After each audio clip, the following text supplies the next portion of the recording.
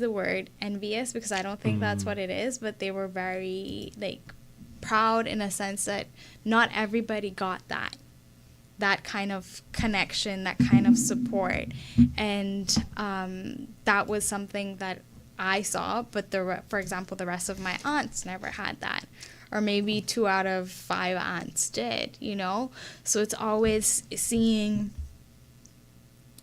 that made me feel, okay, well, what if I don't have that? So do you think your mother was then special, something magical happened that caused that to happen, or was there something else at play? I have no idea. I have no idea what it was. Till this day, each day I keep asking her, can I get some of your juju? What is it?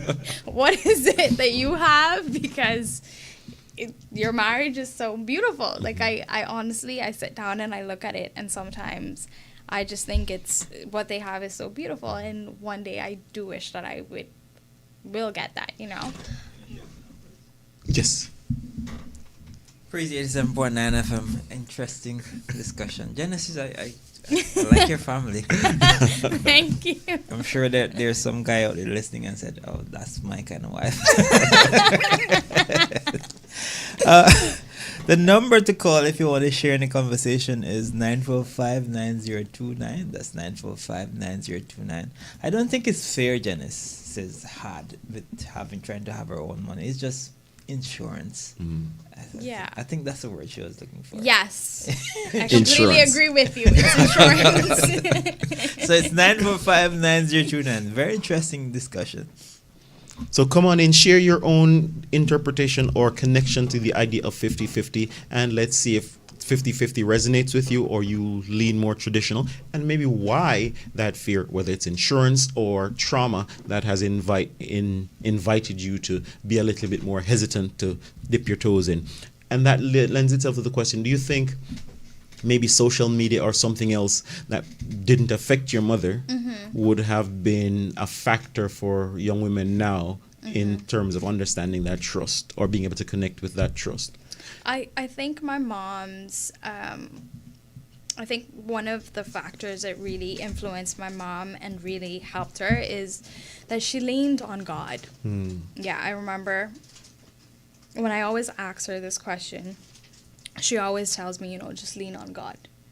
Lean on God, ask God, leave it to time. She always says, give yourself time. Okay. Don't rush things. Just let things happen, and they will happen. Because she did say at one point, when she was trying to make things happen for herself, they weren't happening. So when she let things go and gave them to God, it happened naturally and organically. And now they've been married, I want to say 22 years or so.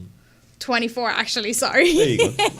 24 years. Getting the fact checks, right? So they've been married for 24 years, yeah. So this is what I just heard you say. So you can correct me if I'm wrong on this. I'm hearing you say your mother's admonition to you was, hey, stop trying to do things on your own, because she did that and it didn't work. Yeah. And trust in God. Yeah. I'm hearing you say that that's the advice you got, but I'm still hearing you say, well, you still need to do it on your own. Well, make sure you have your own things. And right now I'm single, so I have to do it on my own. When I find the husband, when God provides me, because I've let go. I've given it all to God, and God will provide. And when the time comes, and this provider comes along, I hope and I pray to God, Jesus, Lord, that I will let go of my independence as well. And that's the test. That's the question, because here it is. Okay, fine. If that person wants to provide, he's going to ask himself, I imagine he'd have to ask himself, he sees you projecting boss chick, independent woman. Why would he choose you then? Why would he choose me? Yes. Why not? I don't know. I just feel like... Because if he wants traditional, but you're not projecting that, why? That's a good. That's actually a good. I've never thought about that. I don't know. I mean, like if it's from God, it's gonna be like there's. I don't think there's gonna be a question of whether, she's too independent for me, you know, or she's too girl boss for me. Like I mean, Why not? I just have this strong faith, you know, that the man that God sent me will be like, okay, you know what? Like, there's something that I read the other day, and it talks about, you know, masculinity and Femininity. Femininity, yes. So when that guy, when the right guy comes, in a sense, I will tap into my femininity and let go of my masculinity. In a sense, 'cause, I mean, like, I feel like every woman now, they have a little bit of masculine. You're tapping into the masculinity. Yeah, exactly. So I feel like when that person comes, I'm gonna let go of that, and I'll be. But here's the thing. So going back to your mom mom said when he posed her the question, she could let go because they had built trust. Right? So she had seen him do what he needed to do, and so she could let go. Yeah. But in 2024, it seems what you have is a lot of girl bosses. So he's seeing you do something else, which means when he presents, he now needs to prove it to you, which means he now has to fight you for control before you can let go. Wow, fight me for control. Yeah. Well, that's the thing. Like, if you have.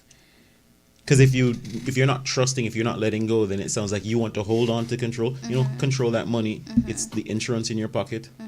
And so when he's trying to love you, you're going, well, things could fall apart. I need to have my own. So it sounds like a battle for control instead of learning how to trust and complement each other. The way that I see it is, I feel like if the right guy comes, right, I won't have to like give up my independence. Like we'll be one together. How do I explain it? Like, yes, I'll be your wife. Yes, I'll give up control, but I'll still be my own independent self. You know, we'll both be, because we're both completely different people, you know, we both have different, I don't know, like both raised differently. Absolutely. But in a sense, it's like I won't have to give up my whole, it's I don't know how to explain it, but I won't have to give up my whole independence, because the guy that comes into my life will be able to see this and be like, you know what, I don't think I don't think she needs to give that up.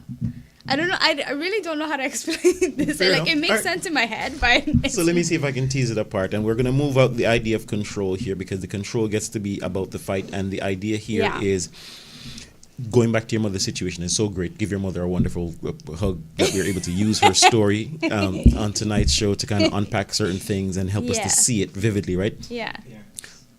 Say there you go. Your parents. Your parents. That's right. Because your father gave this to your mother, and your mother received it and be able to do an awesome job with you and your sister. Thank you. So here, how will you be able to recognize him? Because in the story, your mother was able to recognize your father as the person she could trust, and then go, okay, I don't need to work because I can trust you to do that. How will you recognize him? I mean, it all came down as well to my mom, like what she wanted. Because if she didn't want to work, he didn't force her, and he didn't tell her either, like, you have to work. It's what my mom wanted. Like, if she was okay with working, she could work. If not, then it was okay. And that's it, at the end of the day, like, that's what I look for in a partner, for them to be okay with me working. And that's how we're removing the idea of control, because it should never be a situation where he goes, well, you have to stop working. It's a situation where you go, for the efficient running of the family, because I imagine your mother liked working, but for the efficient running of the family for that period, she went, it's in the best interest of both of us and our girls for me to stop working. But you said you come home from work exhausted, but you still want to work.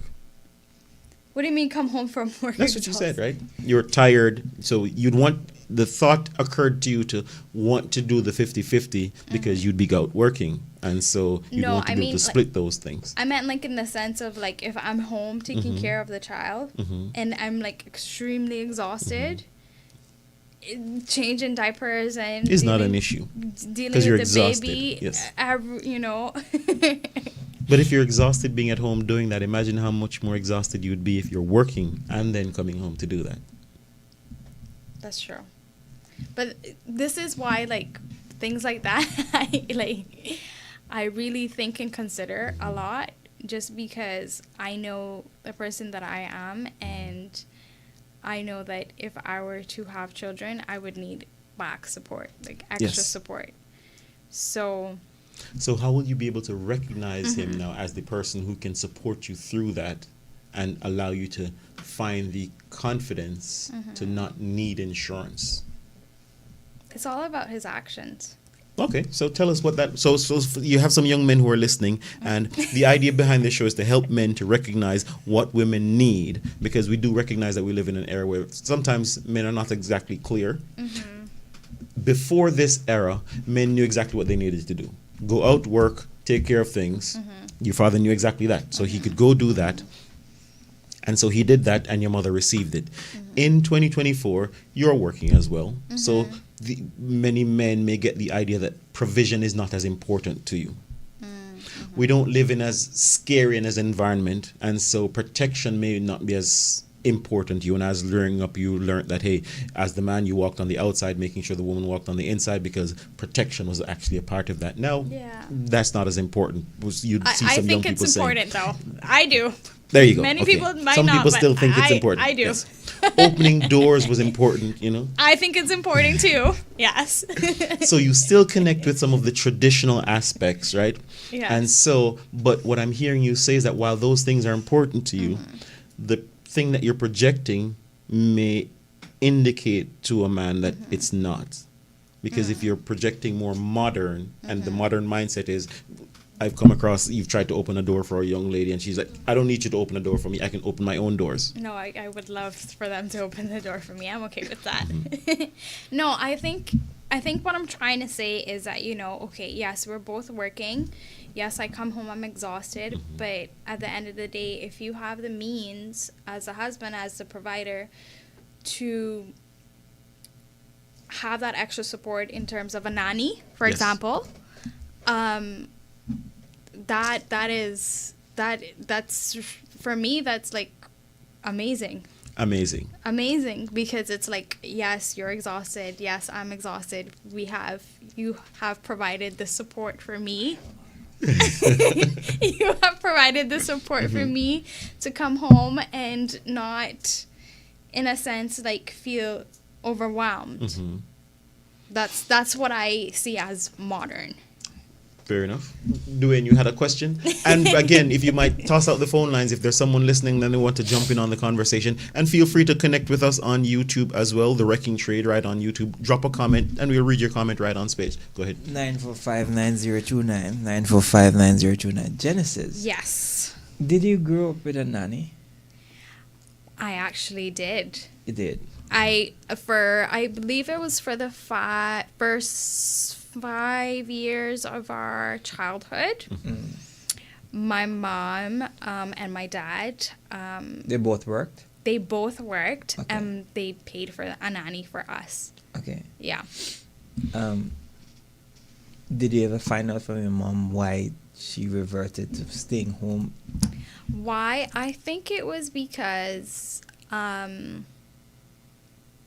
want to say because to be honest with you. Oh, okay, yes. My sister directed me. My mom, she's always been very protective of her daughters. And at certain points we had different nannies, and my mom would rotate them because she felt like they weren't taking care of us properly. So my dad, both of them, my dad and my mom, came to the conclusion, that it would be best if she stayed home and took care of us. And So in other words, in order to produce or to nurture a younger version of herself, she wanted to do that herself. I thought so. I see. I mean, we went even more extreme. Yes. My wife invested into in a preschool yeah, when our kids were going to preschool. Yeah. Because we want to ensure That what they were getting. what they were getting. And that's fair, and I appreciate you saying that, Dwayne, because here nannies are awesome and nannies are great and nannies are Yeah. incredible to be able to have that support. But the connection to the children, there's no one who's going to supersede Yeah. the care that you Yeah. give, because someone is going to put in their time, do their job, and need to go home to their lives. Yeah. But this is your life. It's you wanting to make sure the girls have the best experience, they have the best care, everything is as it's supposed to be. And so if that means spending extra time Yeah. as the mother, you're going to do that. yeah. So how do you work that trade-off between I still want to work and the nanny will take care of that?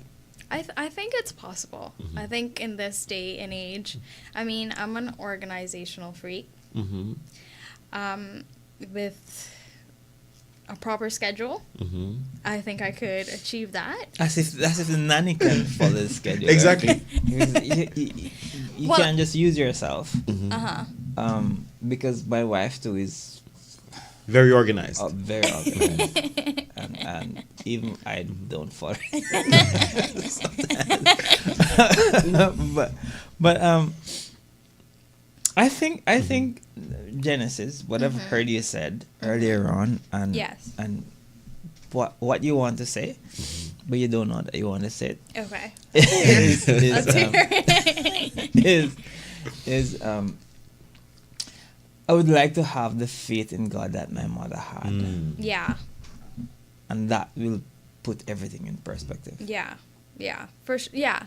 Yeah, Okay. I told you that's what you wanted to say.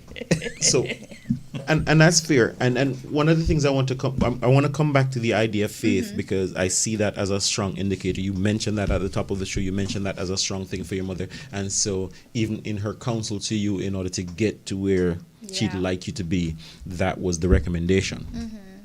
There are also some physical elements to the male-female dynamic that may be hindered by the 50-50. I'm going to read a statement and then I'm going to invite you to kind of tell me how you feel about it. Okay. And this comes from a book, The Way of the Superior Man, right? And it talks about masculinity and helping men to get to that space. And it says, this 50-50 stage is only a second intermediate stage of growth for men and women, not an end point. Side effects of this trend towards sexual similarity, of course, both of us doing the same thing, so both of us going out to work and then both of us wiping diapers and wiping noses. This sexual similarity can be seen as a major cause of today's unhappiness in intimacy. Right? It goes on to say, the trend towards 50-50 has resulted in economic and social equality, but has also resulted in sexual neutrality. Bank accounts are balancing while passions are fizzling. Men are less macho while we're having a lot more sex and violence on TV Yeah. and movies, and women are more in control of their economic destiny while they go in increasing numbers to therapists and doctors to cope with stress-related diseases. What are your thoughts on that? I think it just goes back to my parents Mm-hmm. balancing it out, you Yes. know? Providing that support where needed. Mm-hmm. They honestly provided wherever my dad lacked. Mm-hmm. My mom would come in, and wherever my mom lacked, my dad would come in. And like this idea, this is why I say, like, I really don't like the 50-50 idea. It's more of like a unity. It's you coming in where like I'm lacking, I'm coming in when you're lacking, and we come together and we create this connection, this family, this bond, and together we make it happen. Because with the 50-50, it's like you said, like you mentioned, it's like, oh, well, it's your turn to do it now. Yes. It's, no, I did it the last time. It's Scorekeeping. like, yeah. And it sucks to say, but it is true. It is true what the statement says. All right, so let's see if we can connect it with what Dwayne said earlier and connecting it to the faith then, because I'm hearing you say the insurance, and many women may find themselves in the same situation where the 50-50 does give them some amount of control or cover, that security, but it doesn't lead to actual trust, and it doesn't lead to actual connection like your mother and father had. Yeah. So what do you think would help your faith, and not just to you, but to a young lady listening, to help that faith to grow so that it can make the mental shift from the 50-50 concept and give up on the insurance? Yeah, I think definitely in the season that I am right now, it's about just meditating and really giving it to God and really letting go and letting Him take control. And it's a work in progress. I'm not going to sit here and say that I've accomplished it, because no, it's a struggle. But it's having to unlearn these habits that you picked up, and it's a process, but nothing is impossible to God. So every day it's going to be a challenge, but as long as you have that faith and you know that your God and Savior is going to make it happen, it will happen. Just take your time. There's a comment from a listener that says the problem with relationships today is we don't forgive. That is true. I mean, it's something that, and I've learned this in the sense of, like, nowadays relationships, people go from one relationship to another one, and they're not healed, and they bring their past traumas into a new relationship, and that's where lack of forgiveness. So it's not even just forgiveness for the person that you're with. Yeah. It's maybe that unhealed trauma from the other person or yeah. the persons before. And because you haven't been able to forgive that person, connecting it to what you said, you may be of a mindset, I need to protect myself because the last person hurt me. And it's back to, I'm taking it back to what I said about taking the time to heal, taking the time to give it to God and let God take control and let God do what He knows best. Because if we're doing it ourselves, if we're trying to fix the issue, we're gonna keep going in circles and going back to square one. And then maybe after the break, we're going to take a quick break, but right after the break we can come back to some practical things that you may be doing or other young persons may be doing to heal, even as we give counseling, so we can give them on some things to look at. So this is The Wrecking Trade. We continue right after this break. Welcome to The Wrecking Trade, the radio show that provides a platform for a deeper understanding of issues affecting men in the Cayman Islands. Join us as we explore the low enrollment of men and boys in college classrooms, the absence of men in the church, and the absence of fathers in the home. Join the conversation as we help men find their place in the modern world through engaging interviews with experts and members of the community. We provide a clear picture of what healthy masculinity looks like as an example for boys and girls. Our mission is to provide a voice for men, to help them navigate the challenges that they face and provide hope for a brighter future. So tune in and join the conversation this and every Monday at 8 p.m. right here on Praise 87.9 FM. The Wrecking Trade. Together, we can make a difference in the lives of men and boys in the Cayman Islands. I've come too far to look back. Clarity Entertainment presents Tribute to Mothers, an annual Mother's Day concert featuring the Hoppers, with favorites such as I've Come Too Far to Look Back. I've come too far to look back. Grace Will Always Be Greater Than Sin.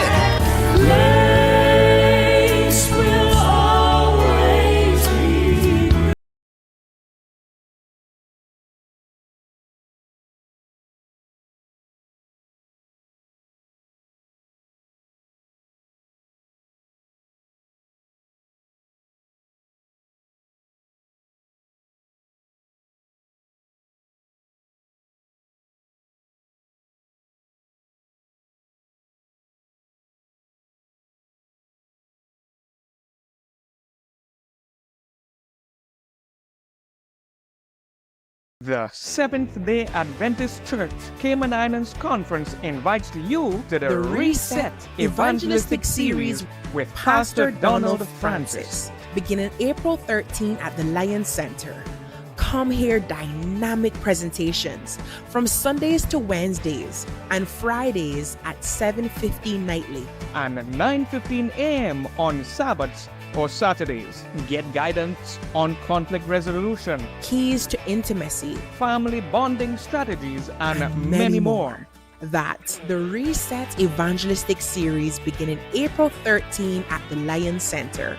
Come and be blessed. For more information, visit caymanadventist.org. Welcome to The Wrecking Trade, the radio show that provides a platform for a deeper understanding of issues affecting men in the Cayman Islands. Join us as we explore the low enrollment of men and boys in college classroom, the absence of men in the church, and the absence of fathers in the home. Join the conversation as we help men find their place in the modern world through engaging interviews with experts and members of the community.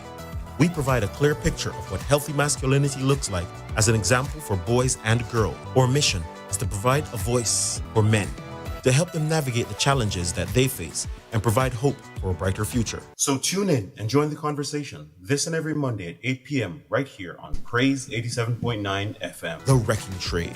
Together, we can make a difference in the lives of men and boys in the Cayman Islands. Welcome back to The Wrecking Trade as we together unpack the idea of 50-50. What is it and who actually wants it? And what we've been able to conclude so far is that the 50-50 may not necessarily be the best option for persons who actually want to enjoy and thrive in relationships. Another writer says, the force of attraction, or no, let me read this one. In a well-intentioned effort to provide equal opportunity and rights for men and women, many people are inadvertently squashing their true sexual essence. They don't have to, because certainly the possibility of equality can be achieved, both the masculine and the feminine. That balance can be achieved when we recognize each other, even in the traditional relationship, as echoed by you looking at your mother and father.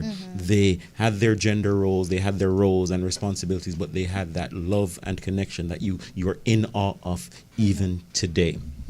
Yeah. And so as you're following your mother's counsel, as you're following your mother's advice, you've said that, hey, one of the things that you may want to work on is being able to heal, as the person who messaged in said, hey, sometimes we don't forgive.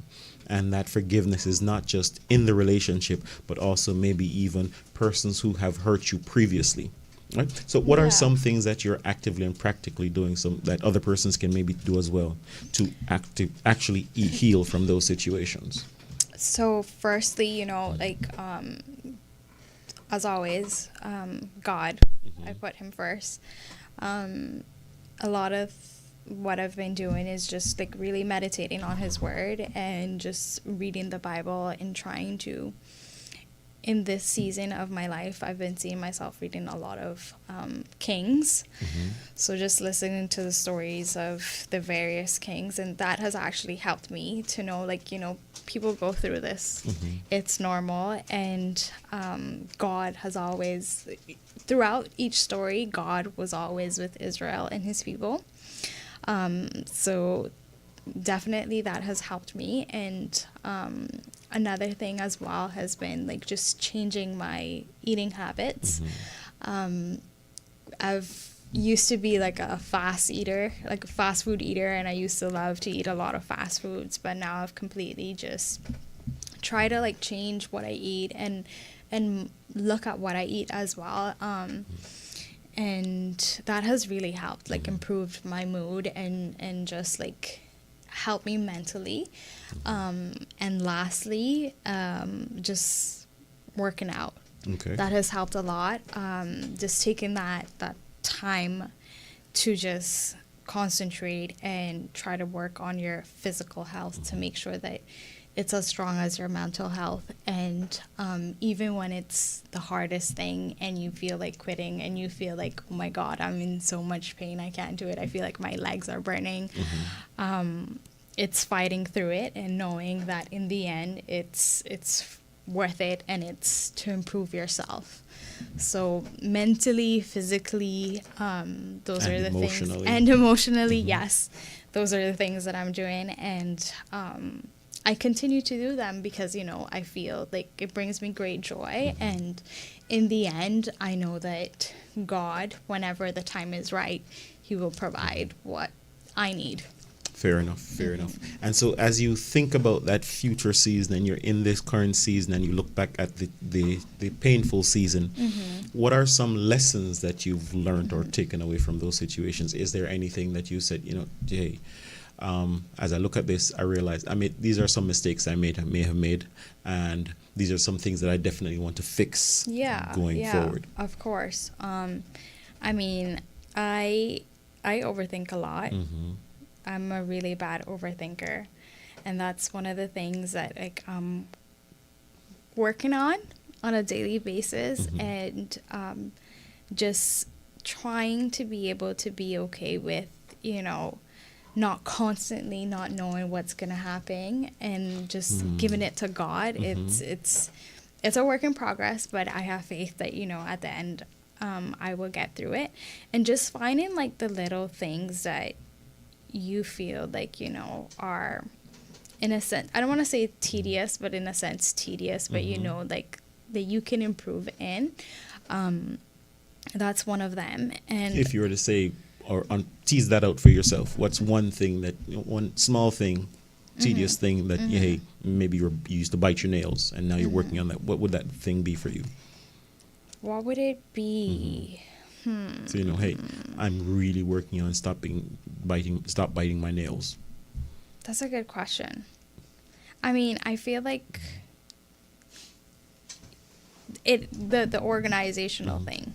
Got you. Where I was very like paranoid about having things a certain way and this is how it's supposed to be. For example, like I will say like at a certain point I was really like a neat freak about my car and how clean it should have been, whereas now I'm like, you know what, it's just a car, it really doesn't matter that much. It's more of like the spiritual and the emotional connection that's more important than the material things. Just letting go for sure of like the material things that don't really matter, and just trying to build those connections with people.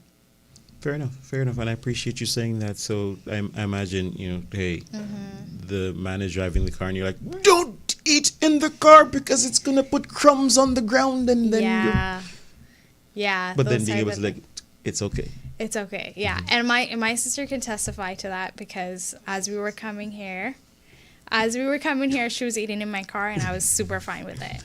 Super fine with it. So already you're seeing growth. Yeah. And you have witnesses of your growth. Yeah. All right. and so that's a good one. That's a personal one. Is there anything that you see yourself now giving to that man, that when God gives him to you, that you're working on, that you're able to give to him, that says, hey, this is me recognizing who you are? I mean, so no, you won't nag him because he's eating in the car, so that's good. But no, is there anything that you're working on actually giving him, like your mother was able to give your father that trust? I feel like I've always been a very loving and caring person, and that's just how I show my love to someone, you know. And I don't know, like I feel like I've been a bit hesitant to share that with people and been a bit like scared even and it goes back to you saying or you asking me about like what are things that you're trying to work on, and it's basically just trying to build new friendships. I'm like really hesitant and scared too because I don't want to get hurt, but it's something that I'm working on and letting, I guess, when time is right and as I go through this process, I'll slowly let my guard down and show my care and my love, you know. And yeah, I think that's it. So being able to chisel down that wall slowly so that you can present him with your heart real and because be vulnerable. Exactly, yeah, because I feel like right now it's like it's a work in progress. Yeah. Fair enough. Fair enough. And I ask this also because even sometimes if we are able to chisel down the wall and let the person in, part of the challenge that presents itself is sometimes there are some other things that they may drown that out. And as you mentioned, maybe your heart was open before, but the controlling of the car environment and being clean may have silenced the love that you're trying to give in other areas. And so even as you take down the walls and you share vulnerability and expose your softer parts, you also want to make sure that you're spending some time looking at what are some other things that may predate even this current issue, and maybe even some things from your childhood that may have caused you, like you said, to believe that you need to be independent, you need to be a boss, and I can't trust. and many women find, or many persons, not just women, in 2024, trust seems to be a really, really big issue. We're not able to trust each other. It's almost scarce. It's like a scarce, commodity. It's really, really hard to find, and I honestly, I say to God each and every day, Lord, please give me the strength. That's what I say. Please give me the strength so that, that I can trust and that I can be vulnerable and in a way that I can show your love.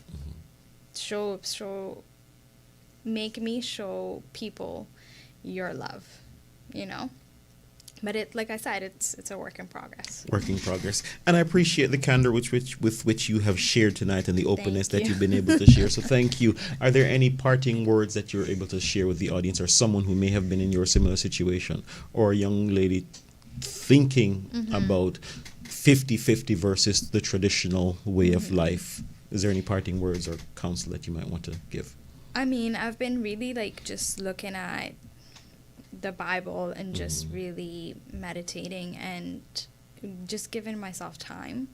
Just for anyone out there, that's trying to find their one, just give yourself time and take the time to know yourself and to heal. And trust me, you're not alone. It's a work in progress, and sometimes you're going to feel like, why? But it's going to be worth it in the end. I know it. I haven't reached my final chapter yet, but I know that it's going to be worth it. And it's good that you have your mother and father as the example, as the template of something that you can compare things to. Yeah. Oh, before we close, I'd love to maybe ask that question. What influence or what aspect of your father do you put into your selection process or your vetting process? Oh my God. That's sorry. Just to be honest with you, I feel like all of the aspects of my dad. I keep telling my mom, I'm like, where did you find him? My dad is so patient. Even when we were growing up, I remember, it's going to be a short story. I remember I had just came from Honduras and I was in year 1 and I was learning how to calculate quarters and how many makes a quarter. And the way that they do it in Honduras is that 2 50 cents make $1, a limpida. And here it's 4. And I kid you not, I was arguing with my dad for about 30 minutes, and my dad was just there, very patient, trying to teach me. And that's one of the things that I look forward to in a potential husband, someone that's patient, loving, kind, and that's respectful. My dad's always been respectful towards my mom and us. And I'm really looking forward to all those qualities, and I really pray on it. Okay. Awesome. And then what aspects of your mom do you implement in your own presentation? Resilience. My mom is such a resilient person. She's a fighter. Previous to her being married, she went through a lot of hard situations, and in the end, she still overcame them, and she's here with her daughters. There was a point in her life, and her husband, yes, of course, and her husband. There's a point in her life where she thought she could never have kids, and she let it go. She let it go, and she had 3 beautiful daughters. And the thing with her is, she never gave up, and that's one of the things that, I really admire about her. Yeah. Awesome. Thank you again for sharing that. And as you're able to share and look and implement those things, I hope you too could benefit from that. There's a new segment that we want to add to the show. As I was thinking about this evening's show, one of the things that impacts trust is just how we use words. Yeah. And one of the words that came to me is this: listening, right? Many times when we use the word listen, and because we don't understand or have the same definition for words, we may have contention over them. And so someone might think you should listen to your wife, and a man goes, you shouldn't listen to your wife. And the idea here is because we're using the word listen, or how we're using the word listen. So sometimes when you use the word listen, to listen means to hear, to understand, and to appreciate. But sometimes we use listen as a directive. You need to listen to your parents or listen to your wife, and so that becomes contentious. Here, the invitation, as we encourage all men to listen to your wives, the idea here is to always listen, hear, and appreciate, but always remember that you are the final decision maker. And let me unpack that for you. If you don't accept responsibility for your actions, then you're always going to be challenged. One of the things that if you take counsel from your wife, your partner, your spouse, and you don't own the decision, the challenge that presents itself is if they're wrong, let's start there. If they're wrong, then you may end up resenting them for it because they made you make a wrong decision. Yeah. And if they're right, then you may end up resenting yourself because you didn't trust yourself enough to make the decision. And where that comes from is in the Bible, right, in Genesis, right? Yeah. When after Eve made the decision to do what she did and then offer counsel to her husband and share with him the fruit, the challenge was not that he listened to his wife. And we know that because when God came down, God knew exactly what happened. He saw what happened, but he still asked Adam. He called on Adam. And here is where Adam made the mistake. Adam had an opportunity to go, hey, I made a mistake. I messed up, and own responsibility for his actions. But instead, he chose to do something. Instead, he said, my wife made me do it. The woman you gave me made me do it. Abdicating responsibility. So whatever actions we make, whatever choice we make, we have a responsibility to own the accountability, accept responsibility for that action. And with that, on the wrecking trade, we invite us to understand masculinity and recognize that that comes with responsibility and accountability for all the decisions that we make. Irrespective of whose counsel that you add or use to contribute to make that decision, the final decision is yours. And leadership means whatever the outcome, you accept responsibility for that. This has been The Wrecking Trade. I'm Robert Lynch. Until next time. Welcome to The Wrecking Trade, the radio show that provides a platform for a deeper understanding of issues affecting men in the Cayman Islands. Join us as we explore the low enrollment of men and boys in the college classroom, the absence of the church, and the absence of fathers in the home. Join the conversation as we help men find their place in the modern world through engaging interviews with experts and members of the community. We provide a clear picture of what healthy masculinity looks like as an example for boys and girls. Our mission is to provide a voice for men.